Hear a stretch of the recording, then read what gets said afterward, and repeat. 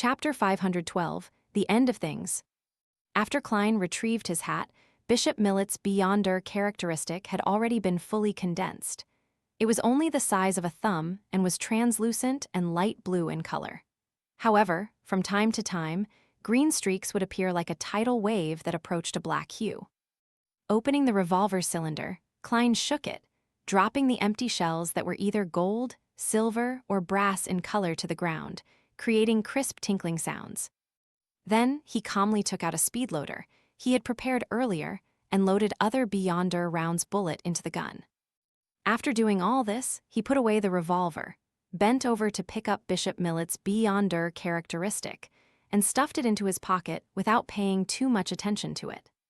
Klein picked up his cane and turned back to the group after taking a few steps. He pulled out a paper figurine and flicked it like he was lashing a whip. Puh! The paper figurine was quickly ignited. It flew out of his hand and turned into specks of scarlet light that fell to the ground, extinguishing into dust. How cool! Denton forgot the pain from his fall and stared intently. It's like Uncle Sparrow is setting off fireworks. Donna nodded in agreement with her brother's words. After using paper figurine substitutes to interfere with the information and traces in the area, Klein looked in the direction of the way back and said calmly and concisely, "Leave this area." With that, he turned around and walked away at a leisurely pace. He took the sun brooch and Azek's copper whistle from Elend and Danitz, respectively. Erdy and the others didn't make useless comments, nor did they cry out in pain. They followed quietly behind. In the battle just now, they had fully witnessed the uniqueness of Beyonders, especially Danitz's flaming powers. It was the most eye-catching and obvious. It left them a deep impression, making them fully realize that this wasn't something ordinary people could intervene in. All they could do was abide by the instructions and follow closely behind. Only by doing so could they guarantee their survival. Compared to Danitz, the battle between Klein and Bishop Millet mainly involved invisible wind blades and the truly intangible psyche domain. Other than the holy light that seemed to descend from the gods and the frightening sight of Bishop Millet's loss of control, the entire battle seemed completely calm, so it didn't deliver a shock to the onlookers. As they passed by the area they had just been in, Cleves, Cecile, and the others suddenly stopped in their tracks. They saw the ground covered with dense cracks everywhere. They instantly understood one thing, and that was that Jayaman Sparrow's battle with the fallen bishop was many times more harrowing than the other performance. A sense of horror and security arose at the same time, as all of them quickened their pace. 20 or 30 seconds later, Klein stopped on the street outside the telegraph office. He said to Captain Elend in a deadpan manner, "Do you want to send a telegram?" After saying that, he couldn't help but remind him, "Do not force your way in." All right, on this strange night, Elend was just as cautious. He took a few brisk steps to the telegraph office and knocked on the door 3 times. Thump, thump, thump. Amidst a slightly muffled sound, someone from inside asked, "Who is it?" Klein, who was already on guard, suddenly frowned, because the one who spoke was a man. Elend was also puzzled. "I want to send a telegram." "Who are you? I remember the person on duty was a lady before." The man inside replied calmly, "I'm Pavo Court, Melanie's colleague." "She's right, next to me she's fine." Just as Pavo Court finished speaking, the female voice from before immediately followed up, "Yes, I'm doing very well." "You don't need to take note anymore, Pavo Court is back." "Pal, doesn't your folklore say not to answer or open the door? How did Pavo Court get in?" Klein resisted the urge to question her. Elend took a step back and cleared his throat. "I'd like to send a telegram to the headquarters of the Church of Storms." "I'm sorry, but we can't open the door," Pavo Court replied without emotion. Elend also felt the strangeness of the matter and didn't dare to force it. Instead, he proposed an alternative plan. "Can you send it for me and pass the draft to me through the crack in the door? The content is about the abnormal changes in Banzi Harbor and the death of Bishop Millet and Priest Jace. It shall be signed off with Elend." "All right," Melanie's voice trailed off, as if she'd returned to the telegraph machine. After waiting for a while, he heard tapping sounds, and before long, a copy of the telegram draft was extended out from the gap under the door. Elend bent down to pick it up, resisting the urge to peek through the cracks. He looked at the telegram draft, and his nose suddenly twitched. He smelled a faint scent of blood on the paper. He tilted his head and looked at Jayaman Sparrow, using his eyes to inform him that there was a problem with the telegraph office. However, he was met with a deep and unperturbed gaze, as well as words that were said in a calm and indifferent tone. "Return to the ship." After throwing this sentence out, Klein turned around immediately and walked towards the end of the street, his figure gradually blending into the thin fog. Carrying a broken lantern, Danitz immediately followed after him. Without any hesitation, Donna and the others did the same. After pondering in silence for 2 seconds, Elend took the telegram draft and ran after the group. No other sounds came out from the telegraph office anymore. It was unusually quiet. Perhaps due to the extermination of the fallen Bishop Millet, Klein and the others didn't meet any more headless people in black cloaks on their way back. Moldy heads were only seen twice, and they were easily dealt with. After walking for an unknown length of time, they finally saw the dock and the white agate, which had candlelight seeping out. This sight made Erdi and the others regain their strength. They transitioned from a brisk walk to a jog, all the way until they reached the bottom of the gangway. Klein stood guard below them with his blood-stained cane until everyone was on board. Then, with a tug, he jumped and arrived on the deck with just a few steps. At that moment, Elend had already begun to gather his first mate, second mate, bosun, gunner commander, and other subordinates. He got them to gather the sailors, adjust the cannons, and prepare to depart at any moment. Although leaving the port at night had non-trivial security risks, it would be the best way to avoid danger if the situation worsened. Uncle Sparrow. Donna held her brother by the hand and trotted to Klein's side, plagued by a bellyful of questions. Klein nodded, pointed to the cabin, and said, "Go back to your room first. We'll talk about it tomorrow. The danger hasn't been averted."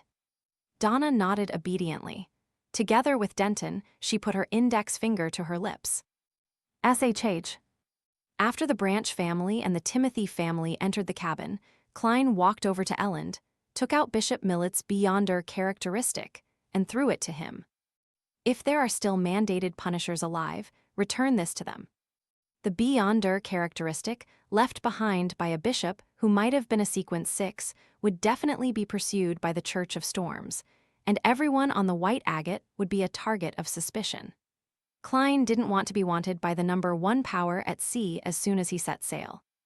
If none of the mandated punishers in Banzi Harbor survived, and if reinforcements from headquarters would take a while to arrive, leaving Klein plenty of time to deal with the matter and leave, then he would surely be reluctant to return it and would find a reason to get it back.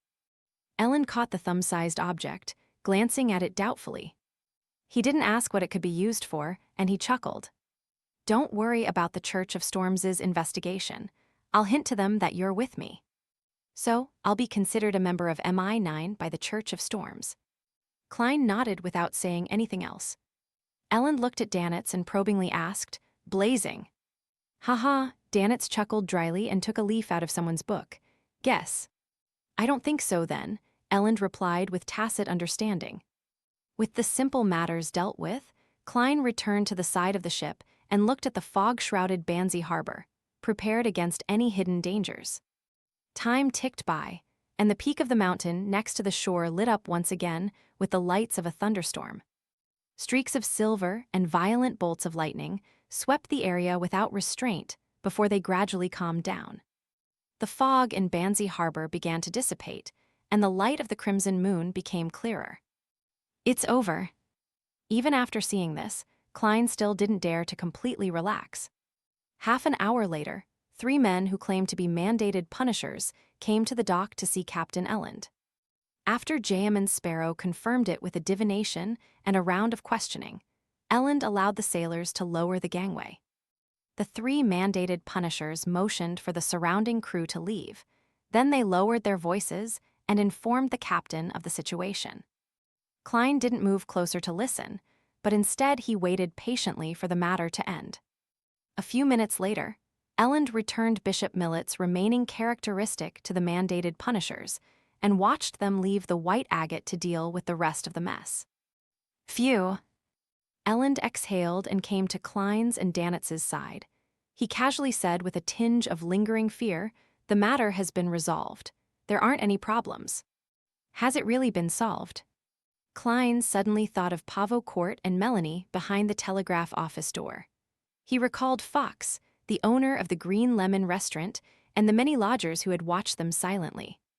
Elend continued, to be specific, Jace discovered the revival of ancient customs, cannibalism, and live sacrifice, confirming that a small number of people in Banzi Harbor had become heretics. He hurried back to the church and reported this to Bishop Millet, but unbeknownst to him, the person before him was the leader of the heretics, a true fallen one. He had his neck cut off by Millet's wind blade and died in the Cathedral of the Lord.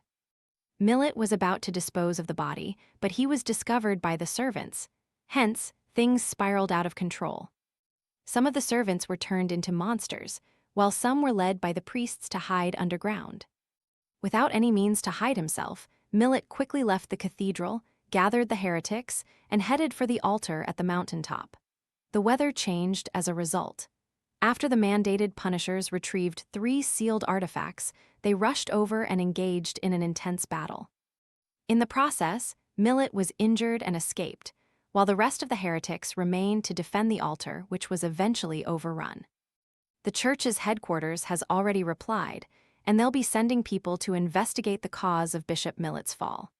Hess, I told them that we were only able to kill Bishop Millet by joining forces because he was heavily injured. By the way, the mandated punishers have got me to get the Branch and Timothy families to sign a confidential agreement. After giving a general account of the situation, Elend let out a long sigh of relief and busied himself with the remaining matters. Klein didn't dare to completely relax. He stayed on deck until the clouds appeared to burn when the sun slowly rose, illuminating the entire port. He saw the residents leave their houses one by one, basking in the golden sunlight, chatting and laughing as they headed for their respective jobs. Banzi Harbor finally had the breath of human life again. It's really over. Klein turned around, slightly puzzled. He had planned to catch up on his sleep, but only after the ship had departed. As for Danitz, although he had long been yawning, he remained motionless when he saw Jayam and Sparrow being motionless. On the way into the cabin, Klein met Elend, who had also not slept the entire night. "Good morning, we're about to leave the port. There's nothing to worry about," Elend greeted with a smile. As he spoke, the white agate's whistle sounded. Upon hearing the sound, Klein secretly exhaled, deciding to put all his doubts behind him. He didn't want to think about Banzi Harbor anymore, so he nodded in response. Elend stretched his neck and commented with a sigh, "Last night, I had a mystical feeling that the old Binzi and the modern Banzi Harbor overlapped." Klein had intended to walk past him when he suddenly grasped a word and asked with a grave expression, "Binzi." Heh, that's the ancient name of Banzi Harbor. 300 or 400 years ago, it was called Binzi Town. Later, due to its pronunciation and other factors, it gradually evolved into Banzi, Elend introduced in passing. Klein's pupils shrank when he heard the answer. He remembered very clearly that the evil spirit in Backlund's underground relic had once mentioned that if one wanted to find one of the founders of Rose Redemption, the former king of angels, Medici, and his descendants, one could go to Binzi Town to try their luck. Binzi. Klein's heart seemed to freeze over, inch by inch. A chill radiated from the depths of his bone marrow. He jerked his gaze back to the harbor, to the scenes of the telegraph office with its tightly closed doors and the lodgers in Green Lemon restaurant who were silently staring at him.